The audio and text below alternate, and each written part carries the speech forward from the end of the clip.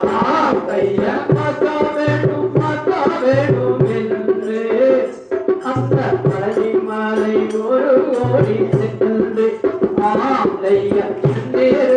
நம்மிலக்க எண்ணிய காலக்க போட்டே மனம் பார் கைய காண வேண்டும் என்று அந்த காதல் கொண்ட மாதரிடம் சென்று